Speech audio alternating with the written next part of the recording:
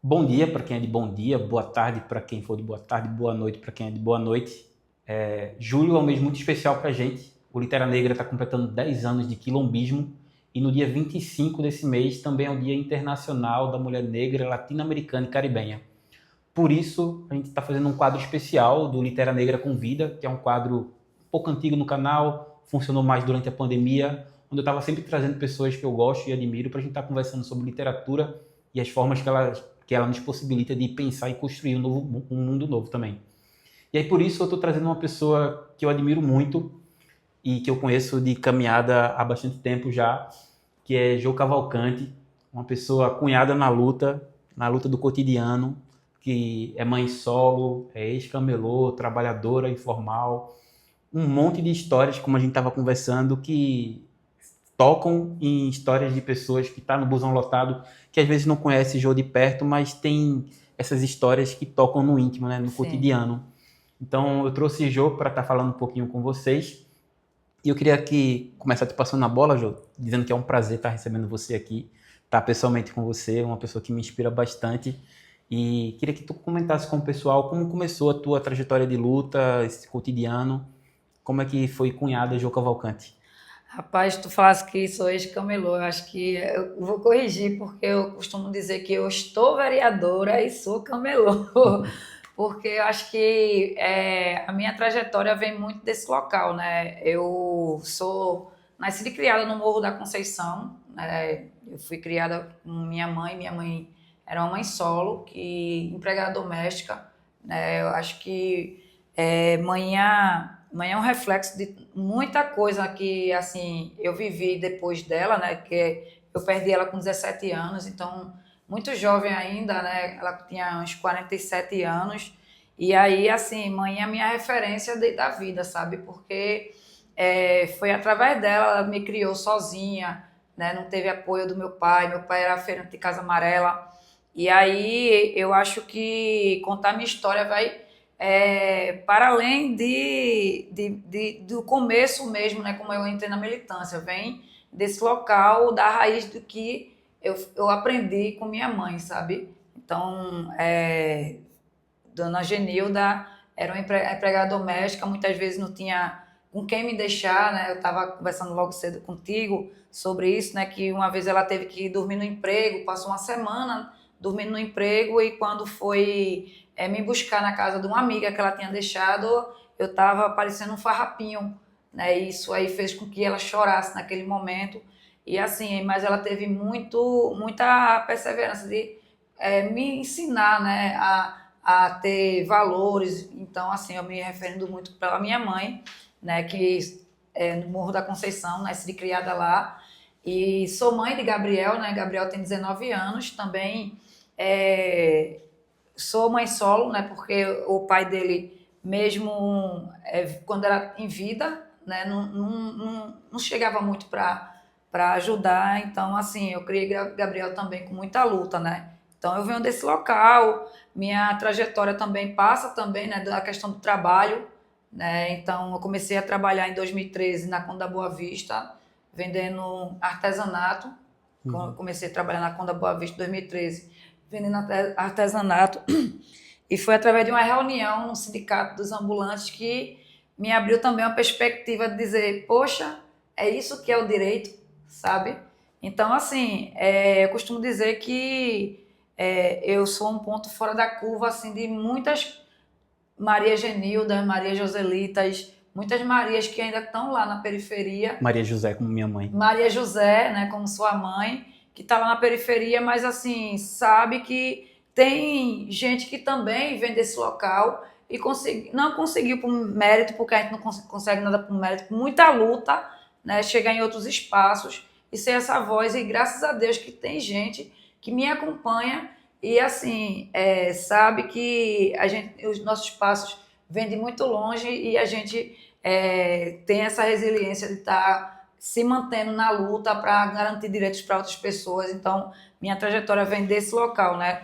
Da militância, a partir do momento que eu saio do morro, desço do morro para o asfalto, né? Conheço o sindicato, me organizo na luta pelo trabalho, mais na frente venho perder minha casa, né, que eu também já morei nos Coelhos, aqui na periferia dos Coelhos, na favela dos Coelhos, né, e em 2014 eu vim perder minha casa, e foi a partir também desse incêndio, que eu costumo dizer que foi um incêndio que, assim, não acontece em todo canto, sabe? Foi um incêndio que tirou a casa de muita gente, e foi a partir desse incêndio que também eu venho me organizar num movimento de moradia, por entender que moradia tem que ser dignidade, né? Tem que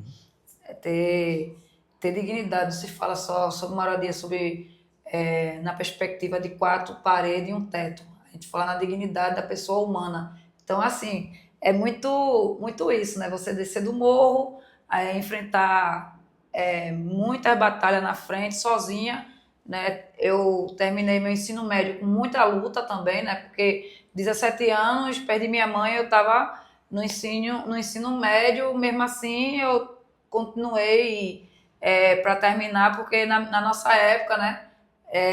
Não existiam as políticas públicas de ingressão de ingresso na faculdade, e aí eu terminei o ensino médio e fui procurar emprego, né? Que era isso, né? Você tinha que terminar o ensino médio para começar a trabalhar, para ter pelo menos um emprego de um salário de R$ 150. Uma carteira assinada, a né? carteira assinada. Na época era R$ 150. Meu primeiro emprego foi numa ONG, Tortura Nunca Mais. Assim, né? Foi um estágio com a minha ex-patroa, Dona Amparo. E lá foi que, né, eu comecei também a ter essa perspectiva de um mundo que a gente não vê nos livros, nas escolas, nas periferias.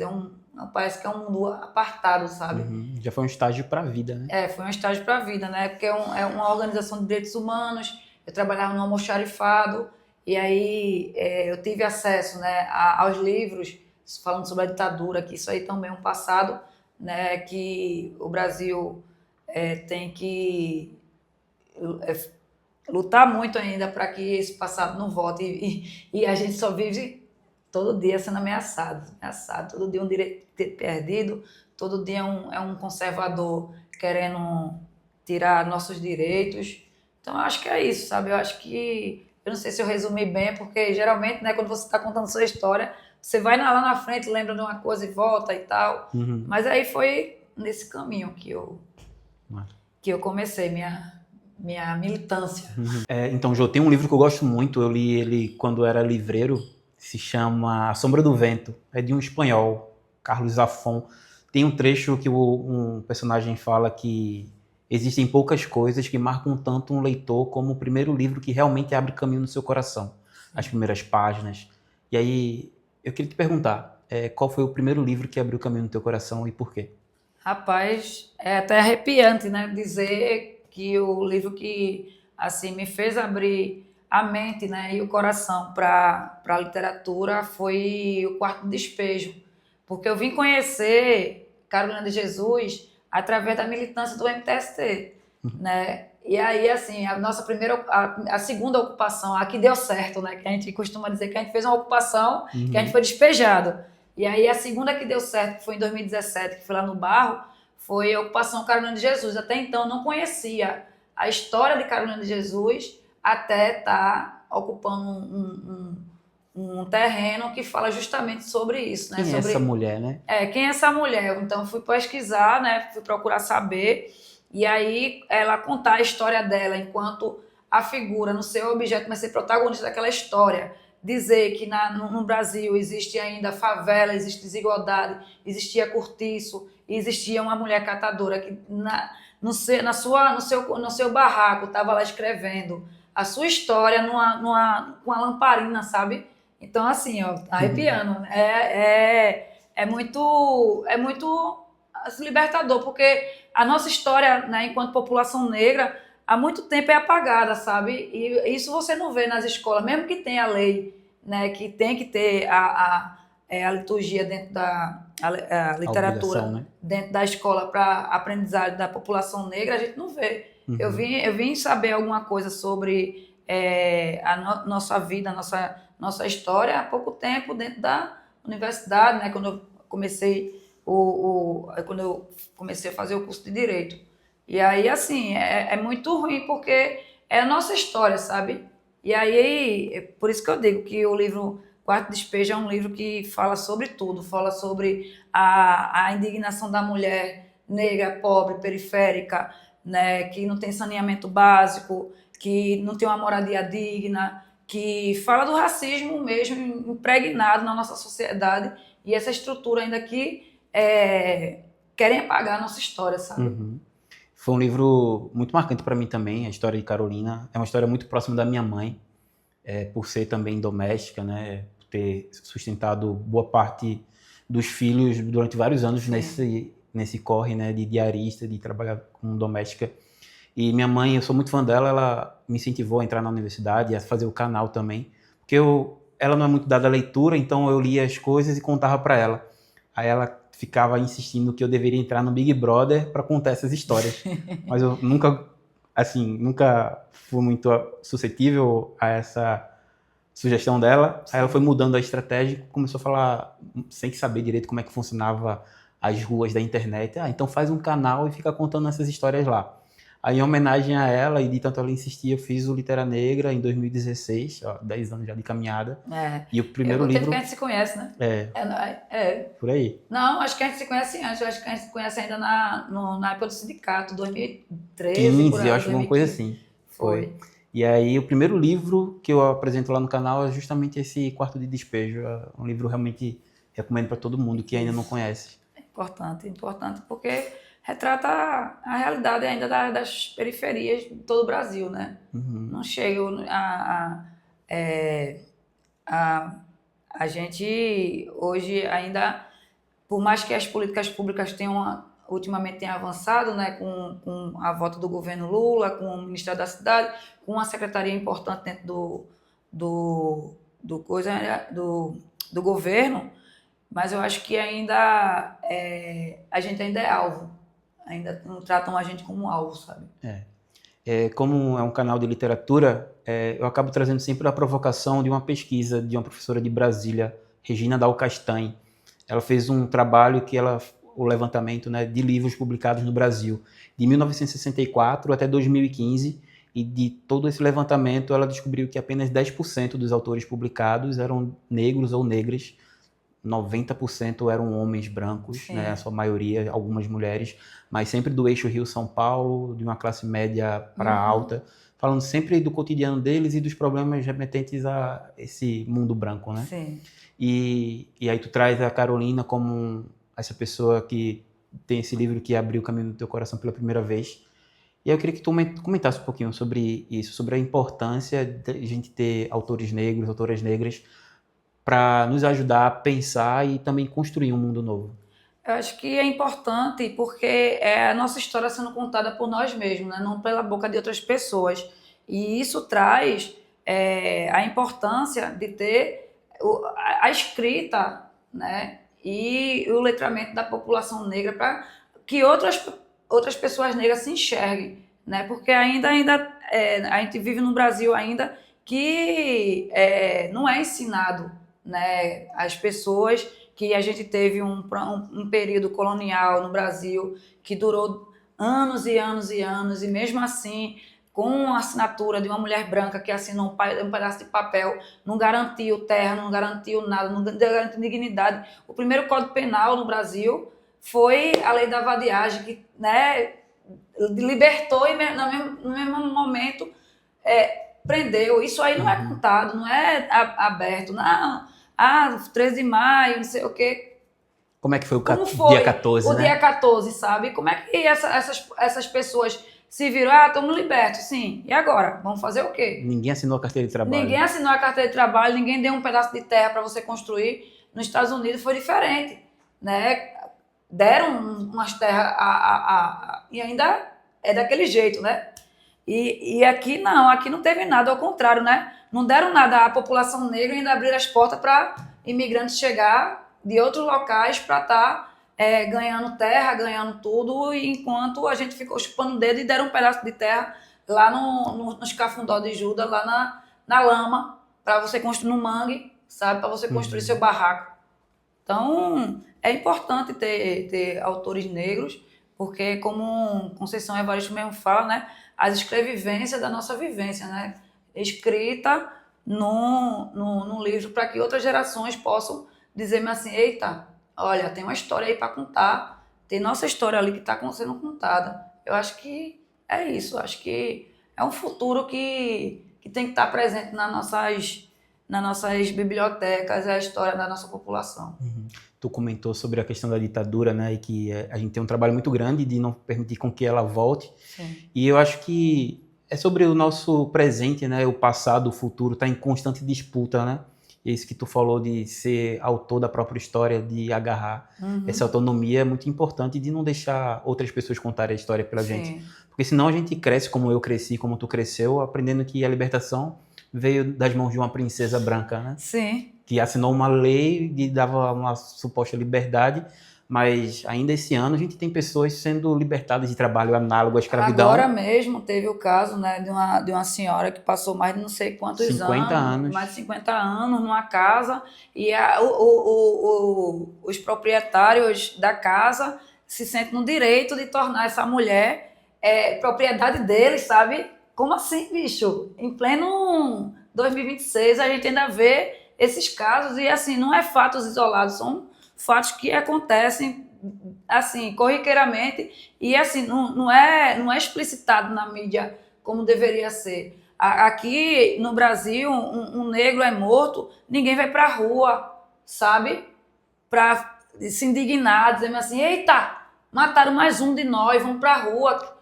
Que nem foi, né, aquele movimento que teve nos Estados Unidos, né, que mataram o George Floyd e o povo foi pra rua. Aqui não, aqui teve uma chacina lá no Rio de Janeiro, mataram a população, assim, independente do que estão fazendo ali, são pessoas, sabe? Por que não bota a inteligência para ir atrás de quem realmente faz o crime, né, acontecer? Tipo a Faria Lima, né? Sim. Né? Ninguém vê corpos estirados na Paulista, na Faria Lima, a gente vê na favela, no Rio, né? aqui no Alto Zé do Pinho, no Morro, que nem na Zona Norte, que agora está tendo várias pessoas sendo mortas, sabe? E assim, ninguém se indigna, parece que, mais um. É que nem aquela música de Racionais, né? Mais um pretinho na FEBEM, né? E tem uma do Criolo que ele fala também, como assim, bala perdida, mais um corpo no chão. Sim, é isso. Então, assim, eu acho que é importante a gente estar debatendo sobre isso, a gente estar colocando isso nas pesquisas, nos livros, né, na literatura, para que as pessoas leiam e saibam que nossos corpos ainda são ameaçados, sabe? Todos os dias. Verdade. Tu é uma pessoa que tem uma intimidade, né, com pessoas dos movimentos sociais, porque elas olham para você e veem uma pessoa como elas, né? A gente tava falando lá dentro que por que Pernambuco precisa de alguém como o Jô? Porque Jô tem cara da gente, de pessoas como a gente, tem a cara da minha mãe, tem a cara da minha tia. Eu tento incentivar minha mãe a voltar para a universidade, né, a começar, na verdade, que ela concluiu só o ensino médio lá nos anos 80. Ela tá na casa dos 50 anos, né, 56, e aí ela diz que tá mais perto de morrer do que de aprender coisas novas, embora todos os dias ela esteja aprendendo coisas novas, mas pessoas como você, né, que entrou na universidade com mais de 40 anos, Sim. É um exemplo para pessoas como minha mãe, para pessoas como minha tia. E eu queria que tu comentasse sobre a importância, né, de ter pessoas como você em um mandato, né, em uma situação de vereança, de deputado estadual, a importância de pessoas como minha mãe olhar e ver em figuras como você. Eu acho que nunca é tarde para aprender, né? Eu costumo dizer que eu aprendo todos os dias, assim, todo dia um aprendizado diferente, e assim, a universidade teve muito distante há muito tempo da nossa vivência. Então, na oportunidade que tiver de ir para uma universidade e procurar estudo, eu acho que não está perdido não, a idade não, sabe? Eu tenho 44 anos, né? Atualmente tem 50, então a gente pode virar colega de turma, sabe? Uhum. Então, assim, eu acho que o sonhar e o acreditar e o imaginar é constante e a gente pode fazer, sabe? Eu acho que não tem idade para você dizer que eu estou muito velha para isso. Eu acho que a juventude é um estado de espírito e eu me considero jovem na minha mente porque lá na China você é jovem até os 45. Então eu só vou ser adulta mesmo, velha, quando eu estiver lá na frente, mas eu quero estar aprendendo, eu quero estar buscando conhecimento porque é importante e eu quero que outras pessoas se vejam também nessa disputa de espaço também. Porque é isso, né? Hoje eu estou disputando novamente um cargo de deputado estadual, mas esse local nunca é para nós, sabe? A gente tem que estar todo dia se reafirmando, dizer que se é a casa do povo, tem que ter a cara do povo.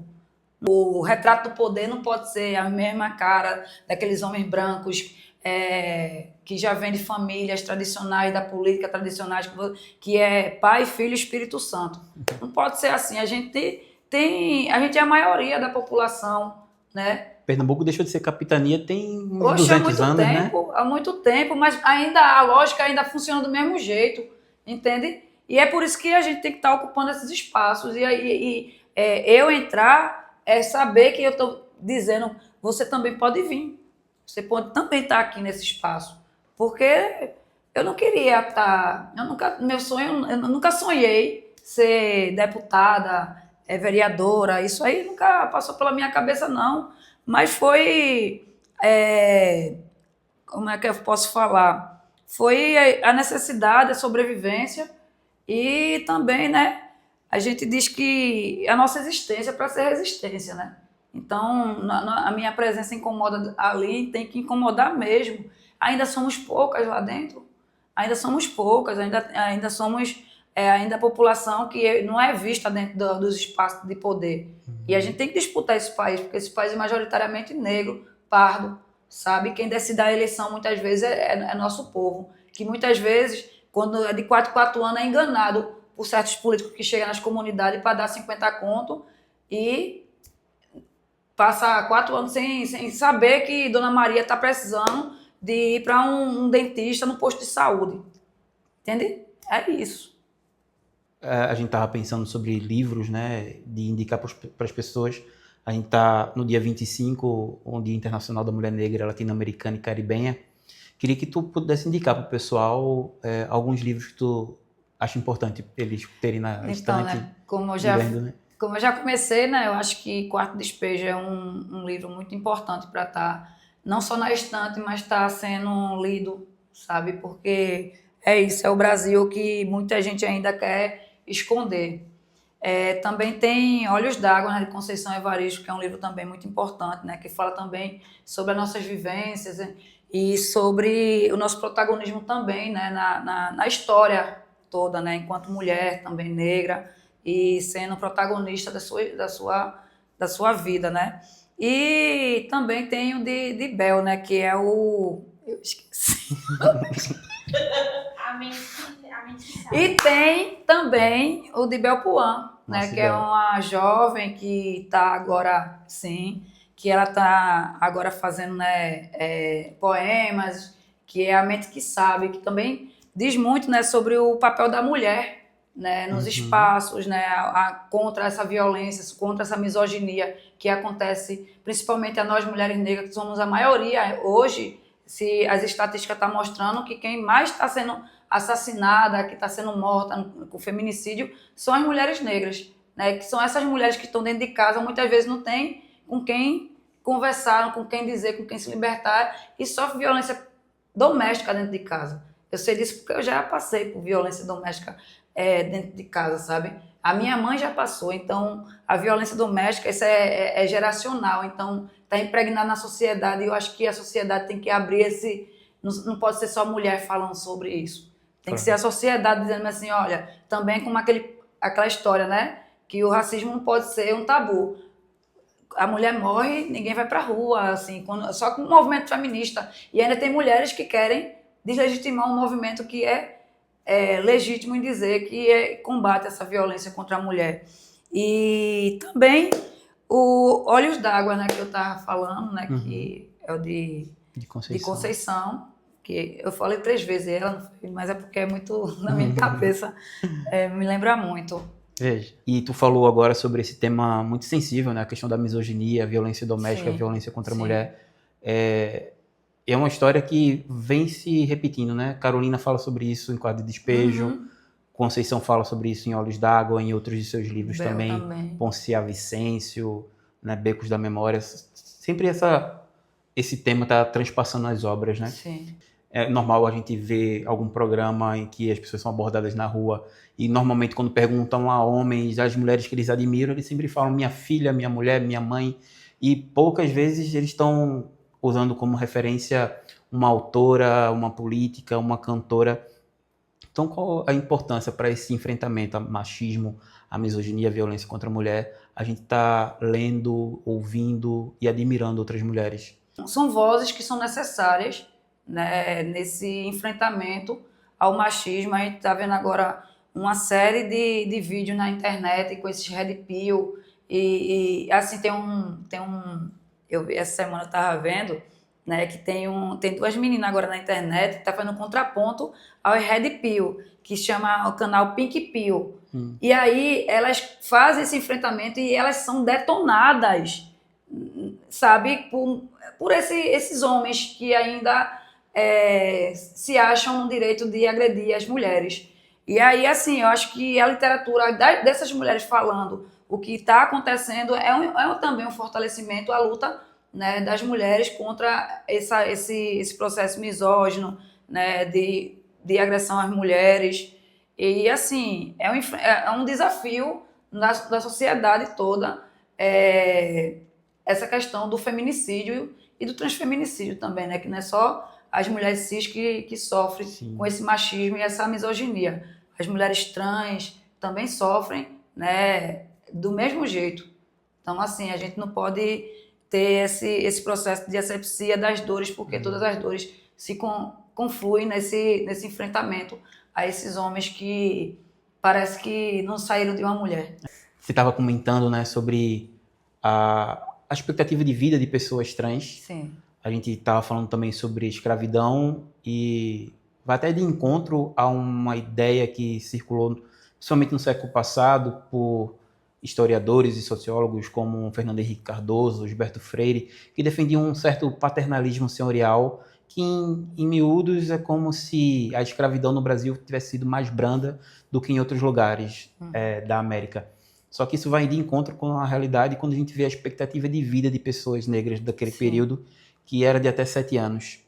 E hoje, 2026, a gente tem uma expectativa de vida de pessoas trans que vai até 36 anos. Então, eu queria que tu comentasse um pouquinho pra gente sobre a importância de pessoas como nós, que somos pessoas cis, de estar lutando pela vida de pessoas trans. Eu acho que é essencial a gente estar falando sobre isso, sabe por quê? Porque, assim, são pessoas também que sofrem todo tipo de preconceito, né? A população LGBT é expulsa de casa muitas vezes com 15 anos, sabe? Aí qual é a perspectiva dessa pessoa de arrumar um emprego, de ser visto na sociedade? Então, eu acho que as lutas se confluem, né, nessa perspectiva em que o projeto deles é sempre querendo matar a gente, entendesse? Sempre a estrutura coloca a gente como subserviente a esse poder que está aí posto. Então, assim, eu acho que é importantíssimo a gente defender a população LGBTQIAPN+, porque é um absurdo a gente, em pleno 2026, como falo, né, venho falando, a gente ter uma deputada travesti, negra, que vem da periferia, ser presidente de uma comissão da mulher e ser escorraçada. E ela está ali defendendo a nós mulheres, enquanto outras estão fazendo o caminho inverso. E é uma comissão que a gente teve por anos, homens cis ocupando a cadeira. Ocupando a cadeira, entendeu? Então, assim, é muito contraditório quando se fala sobre vocês defendem isso, não sei o que. Não, a gente defende porque é nossas vidas que está sendo colocada como alvo e a gente já cansou de ser alvo. Se hoje a Érica é a nossa potência nacional que está lá defendendo a nossa população e ela hoje é a figura nacional do fim da escala 6x1, junto com o Rick Azevedo, de uma luta histórica da classe trabalhadora, em que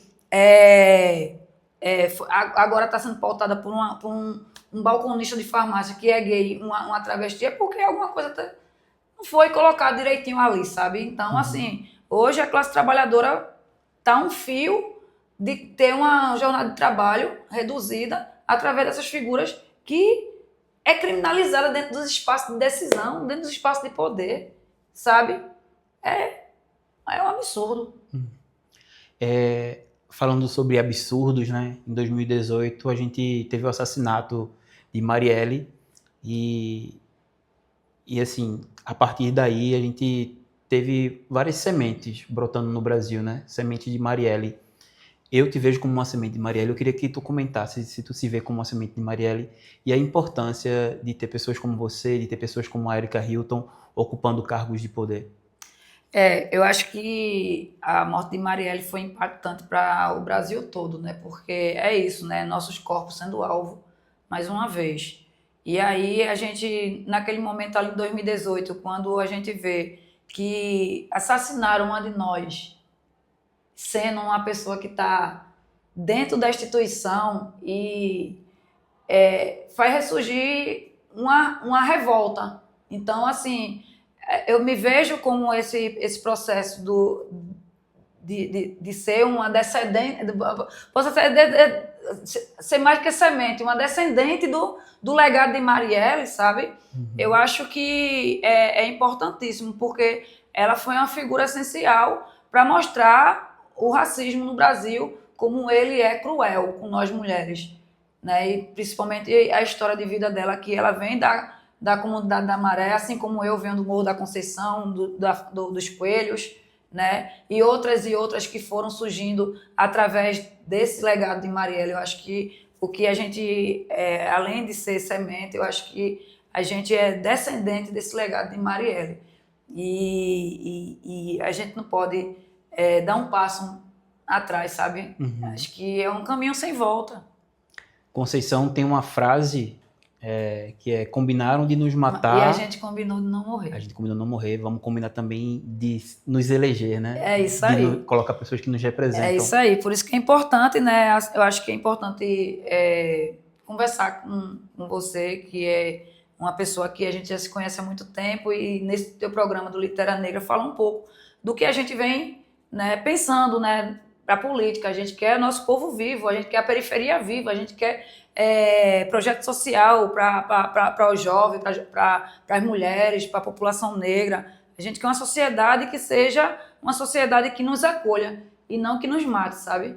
Então, agradecer também o convite, né? Não sei se foi do jeitinho que a gente combinou. Eu acho que foi melhor, inclusive, do que a pedida. E aí, é isso, né? Estou pré-candidata a deputada estadual, né? Assim, tem nossas redes que estão aí também mostrando um pouquinho do nosso trabalho, porque a gente não consegue chegar em todo o canto, né?